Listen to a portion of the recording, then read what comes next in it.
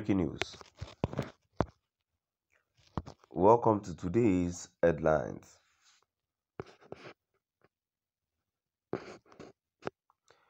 Ipob's full-blown barbarous terrorism must be stopped, says Ipob. Ipob's full-blown barbarous terrorism must be stopped, says Ipob. To my dear listeners, from wherever you're listening from, please stay tuned as I read today's news.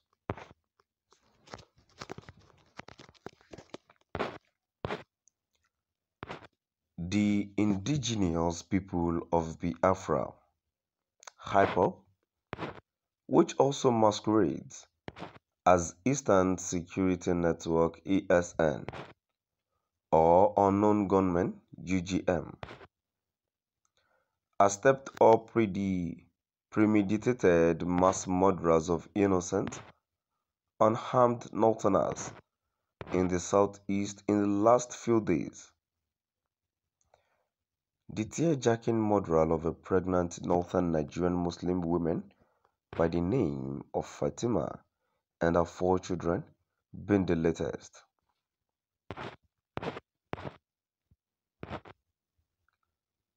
The group had been murdering Igbo people who don't buy into its twisted ideology and making life a living hell through its bird-brained sit-at-home orders for everyday folks who just want to live.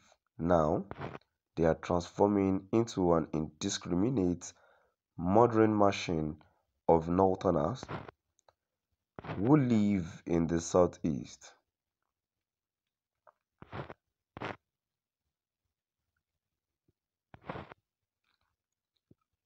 A few days ago, members of the group murdered a Hausa suya seller and gave out his suya for free to passerby. They also murdered a couple of Northerners who turned out to be Christians. It is obvious that the group's plan is to provoke Northerners to retaliate in the north, which would precipitate another civil war that the group, in its naivety, hopes to cash in on to declare a Biafra republic.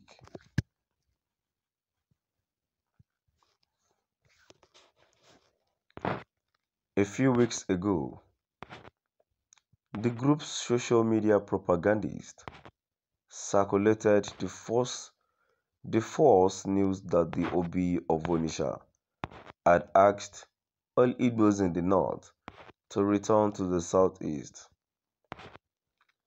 This was promptly debunked by the Obi.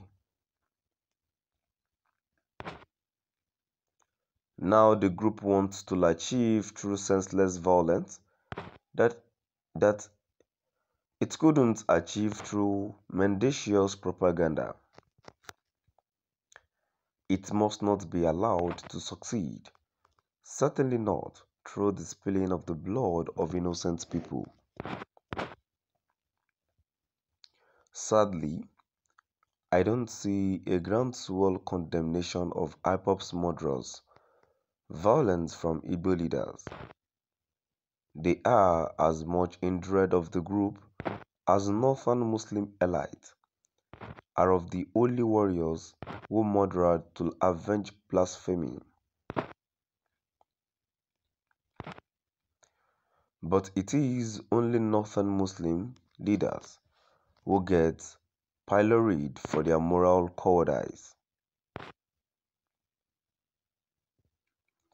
Anambra State Governor Charles Soludo, in fact, visited Nnamdi Kanu, Ipob's violent, foul-mouthed terrorist linchpin standing trial for all kinds of transgression. He proudly shared photos he took with Kanu to shore up his bona fides. No one condemned this symbolic pampering of a barefaced terrorist.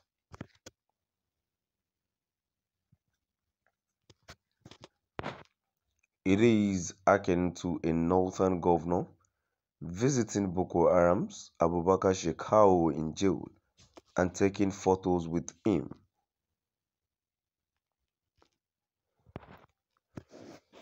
I took my time to listen to Kanu on Radio Biafra from 2015 to 2016. He is clearly the author of the blood-stained violence that now grips the southeast. That is the materialization of his vision. Yet, leaders from the region worship him.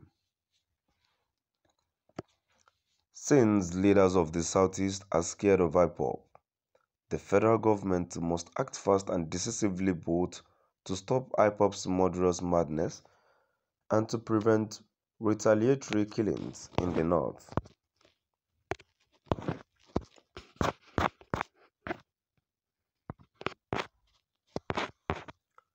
The indigenous people of Biafra, Ipob, which also masquerades as Eastern Security Network, ESN or unknown gunmen, UGM, has stepped up premeditated mass murderers of innocent, unarmed northerners in the southeast in the last few days.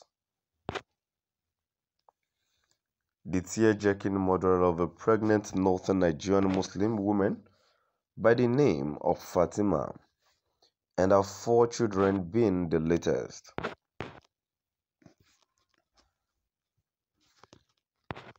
The group had been murdering Igbo people who don't buy into its twisted ideology and making life a living hell through its bed-brained sit-at-home orders for everyday folks who just want to live.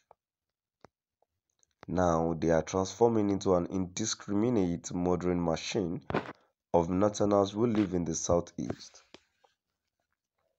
A few days ago, members of the group murdered a Hausa suya seller and gave out a suya for free to passers-by. They also murdered a couple of northerners who turned out to be Christians. To my dear listeners, now we've come to the end of our today's news. Please do drop by at the comment section and let us know what your view is all about. Thank you.